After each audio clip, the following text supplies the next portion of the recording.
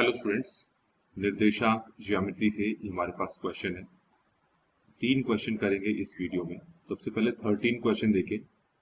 इन्होंने कहा है कि यहाँ पर आपके पास 3 बिंदु हैं, चार बिंदु हैं को आलेखित करके, मतलब इनको इस ग्राफ में दिखाना है, तथा OA, AB, BC और CO को मिलाने पर निम्नलिखित में से कौन सी आकृति प्राप्त होगी।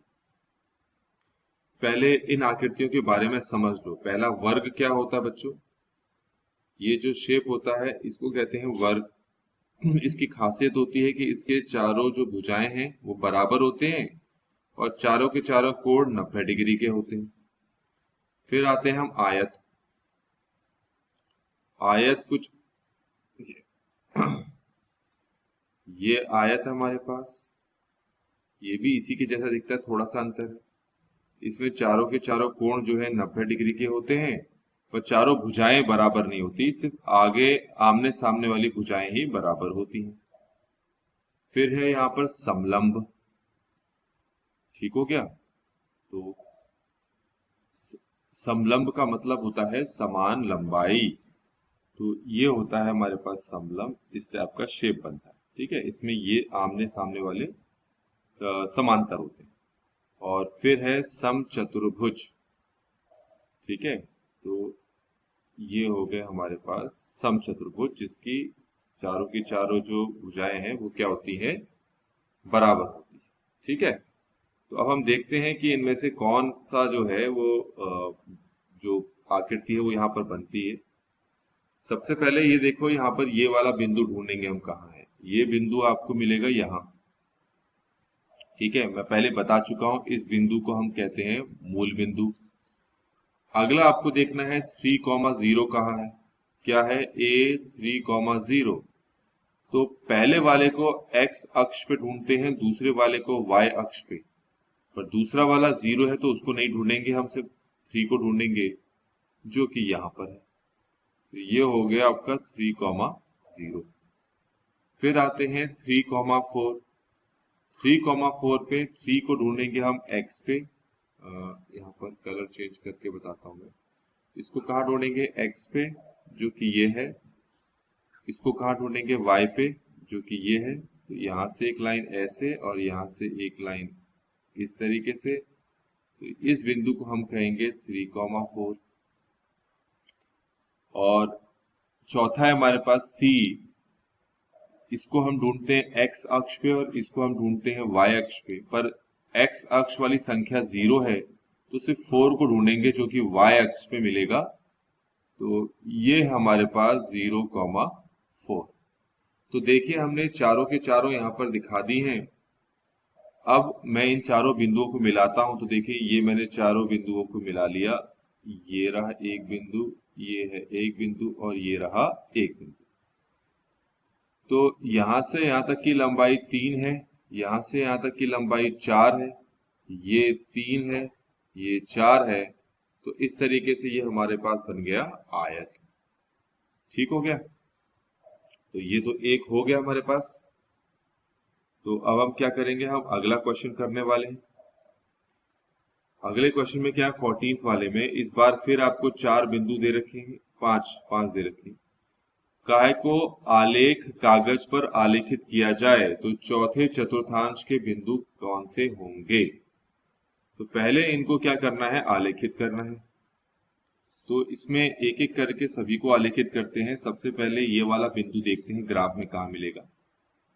ये P बिंदु है आपके पास -1,1। इसमें ये मिलता है x अक्ष पे और ये मिलता है y अक्ष पे। तो पहले इसको ढूंढेंगे, ये यहाँ पर है। और फिर इसको ढूंढेंगे y अक्ष पे, जो कि यहाँ है। तो यहाँ से एक लाइन ऊपर गई, यहाँ से एक लाइन यहाँ आ गई। तो ये वाला जो बिंदु दिखाई दे रहा है इसी को हम कहेंगे -1,1। आगे आ जाते हैं Q। अगला बिंदु क्या है? Q, जो है 3,-4। इसको ढूंढेंगे x अक्ष पे। कहाँ है? ये रहा।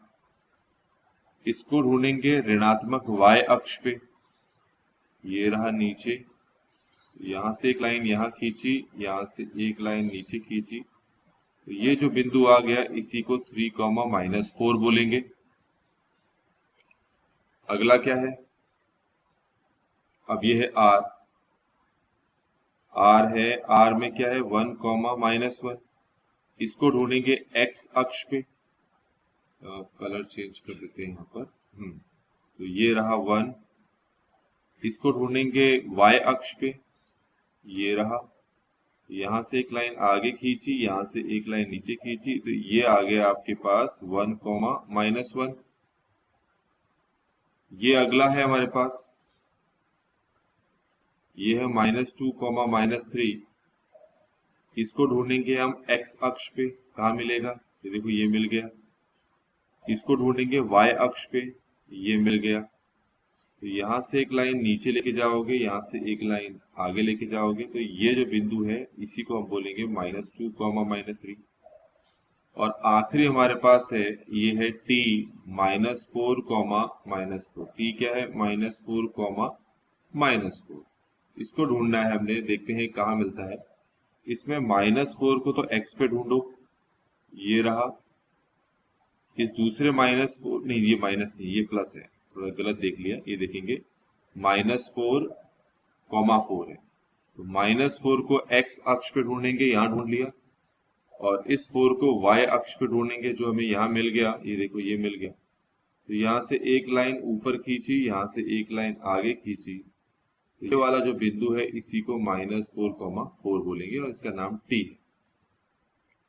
तो अब तुमसे पूछा है कि चौथे चतुर्थांश के बिंदु कौन कौन है। देखो चौथे चतुर्थांश पे सिर्फ -2, चौथे चतुर्थांश ये रहा ना, एक तो ये है 3, -4 और है 1, -1।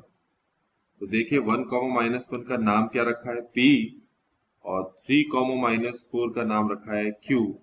तो P और Q गलत तो नहीं है, फिर से देख लेते हैं। नहीं, ये रहा, R है, R है ना, R है, इस पॉइंट, ये पॉइंट R है एक्चुअली। दोबारा से देख लें आप एक बार और। तो एक तो है आपके पास 3, -4, कहाँ है 3, ये रहा, जिसका नाम क्या है Q। और एक है 1, जो है आपके पास R। तो ये जो B ऑप्शन है ये आपके आंसर के साथ मैच करता है। चलिए अब हम 15th क्वेश्चन देख लेते हैं।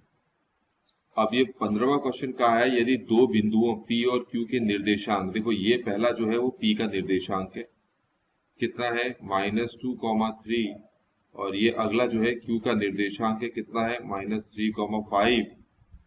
अब आपसे आगे क्या कहा है, ये जरा ध्यान से सुनेंगे। आपसे कहा है कि P का भुज माइनस Q का भुज किसके बराबर है।